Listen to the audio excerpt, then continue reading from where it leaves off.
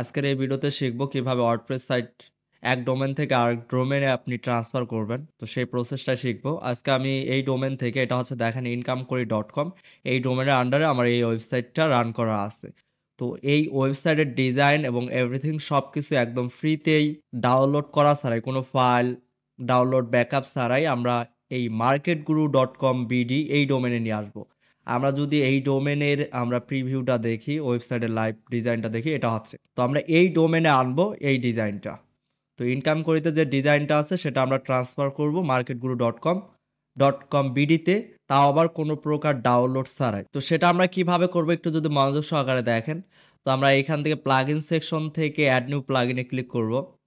এরপর এখানে লিখে সার্চ করব WP বিবিট। আমরা আজকে এই প্লাগইন ইউজ করে ব্যাকআপ অ্যান্ড মাইগ্রেশন করা দেখাবো। তো অবশ্যই WP বিবিট এটা আপনি স্পেস ছাড়া লিখবেন। যদি এখানে স্পেস দেন তাহলে কিন্তু প্লাগইনটা আপনি খুঁজে পাবেন না। অনেকে বলেন এই প্লাগইনটা খুঁজে পান না। তো এইখানে স্পেস দেওয়ার কারণে অনেকে হয়তো খুঁজে পান না। তো আপনি স্পেস ছাড়া WP বিবিট লিখলে সার্চ করলে এই প্লাগইনটা পাবেন। এটা সম্পূর্ণ ফ্রি প্লাগইন। তো ইনস্টল নাওতে ক্লিক করবেন। আপনার যত বড়ই ওয়েবসাইট হোক না কেন খুব সহজে 2 থেকে 3 মিনিটের মধ্যেই আপনি ফাইল ডাউনলোড করা ছাড়াই ট্রান্সফার করতে পারবেন। তো এখানে অ্যাক্টিভেটে ক্লিক করব। তো এখানে ইউআরএলটা দেখেন, এখানে আমি কিন্তু incomekori.com এর যে ডিজাইনটা আছে সেটা আমি marketguru.com এ ট্রান্সফার করব।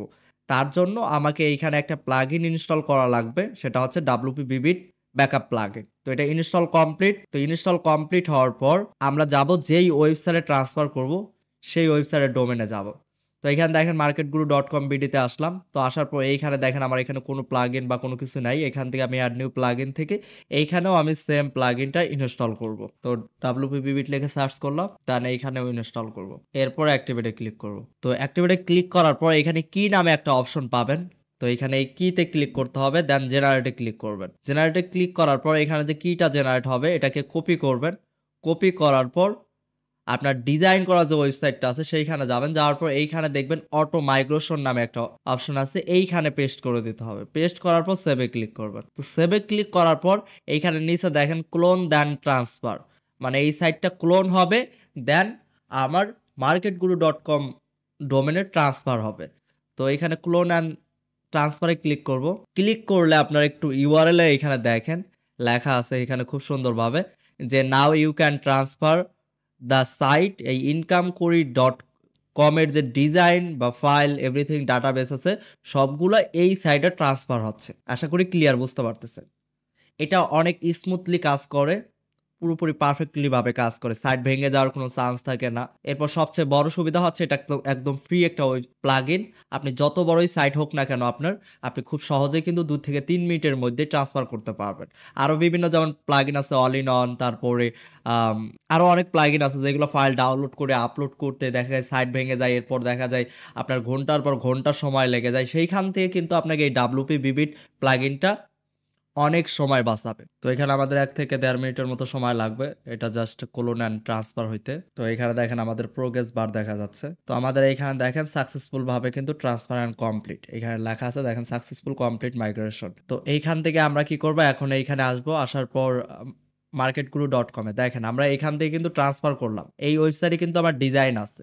তো এখানে যদি আমরা রিফ্রেশ দিয়ে দেখাই এই ডিজাইনটাকে আমি কিন্তু এই ওয়েবসাইটে আনবো marketguru.com। তো এখন এইখান থেকে কিটা আমরা দিয়ে দিছি। এখন আমরা এটাকে এই ওয়েবসাইটে লাইভ করানোর জন্য দেখেন এখনও যদি আমরা রিফ্রেশ দেই এখনও কিন্তু ডিজাইনটা শো করতেছে না। তো এর জন্য আমাদের যেটা করতে হবে ব্যাকআপ অ্যান্ড রিস্টোরে ক্লিক করতে হবে এবং নিচে দেখেন scan upload backup or receive backup নামে একটা অপশন আছে, এখানে ক্লিক করতে হবে। এইখানে ক্লিক করলে আমরা একে প্রায় 4 বারের মতো এখানে ট্রান্সফার করছি। তো 4 বারই কিন্তু এখানে শো করছে।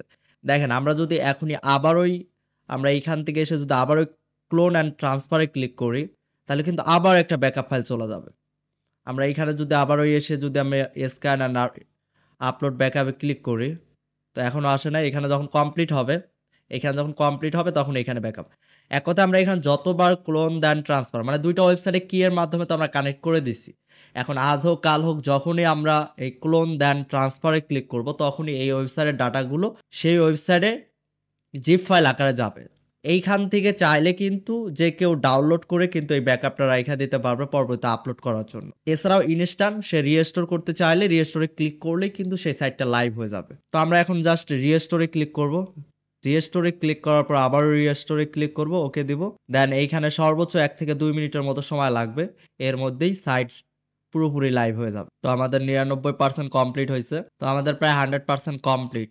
এরপর যখন আপনার ওকে ক্লিক করবেন বা আমি যদি এখন ওকে ক্লিক করি সঙ্গে, সঙ্গে আমাদের সাইটটা লগ আউট হয়ে যাবে।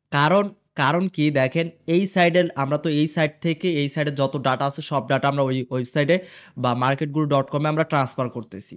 তো এই সাইডের যে অ্যাডমিন পাসওয়ার্ড আছে, আমরা WP অ্যাডমিন দিয়ে যে লগইন করি সেখানে যে অ্যাডমিন পাসওয়ার্ড আছে সেটাও কিন্তু সেখানে ট্রান্সফার হইছে। মানে এই ওয়েবসাইটের অ্যাডমিন পাসওয়ার্ড দিয়ে আমাকে কিন্তু এখন ওকেতে ক্লিক করা দেখেন চলে আসছে লগইন ড্যাশবোর্ড। এখন কিন্তু আমার এই ওয়েবসাইটে এর আগে যে ওয়ার্ডপ্রেস ইনস্টল করার সময় যে পাসওয়ার্ডটা ছিল সেটা কিন্তু এইখান দিয়ে সেই পাসওয়ার্ড দিয়ে কিন্তু আমি লগইন করতে পারবো না। আমরা যদি লগইনে ক্লিক করি দেখেন ফেল দেখাবে। কারণ হচ্ছে আমাদের কিন্তু অ্যাডমিন পাসওয়ার্ডটাও কিন্তু ওইখানে রিস্টোর হইছে। তো এই ওয়েবসাইটে যে পাসওয়ার্ড এবং অ্যাডমিন পাসওয়ার্ড ছিল সেটা কিন্তু আমাকে এইখানে দেওয়া লাগবে। তো এইখান থেকে যদি আমি একটু দেখি আমার এই মুহূর্তে আসলে এই ওয়েবসাইটের পাসওয়ার্ড, অ্যাডমিন পাসওয়ার্ড মনে নাই। তারপরে অল ইউজার থেকে এডিট থেকে ইউজার নেমটা নিয়ে নেই। তো শুধু ইউজার নেম দিয়ে তো হবে না, এখানে পাসওয়ার্ডটাও লাগবে। তো এখন পাসওয়ার্ড মনে নাই। যদি এরকম আপনারও হয় তাহলে আপনি তখন কি করতে পারেন?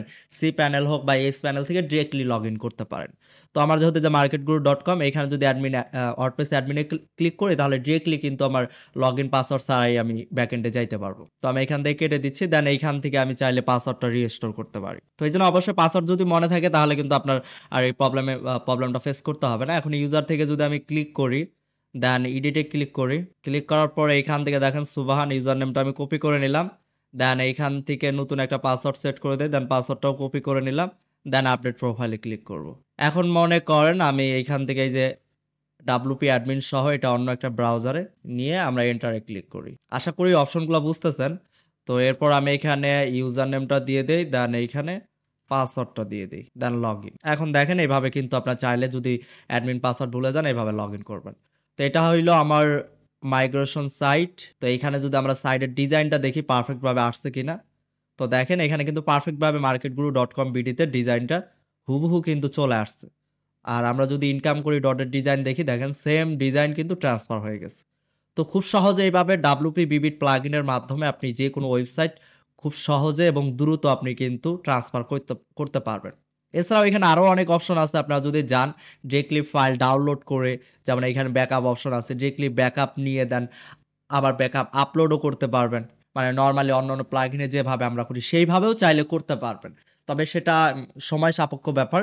তবে আপনি যদি কি জেনারেট করে আপনি করেন এটা খুব দ্রুত এবং অল্প সময়ের মধ্যেই আপনি সাইট ট্রান্সফার করতে পারবেন। তো আশা করি বুঝতে পারছেন। ভিডিওটি যদি উপকারে আসে অবশ্যই চ্যানেলটি সাবস্ক্রাইব করবেন এবং সবাই ভালো থাকবেন, সুস্থ থাকবেন। আসসালামু আলাইকুম।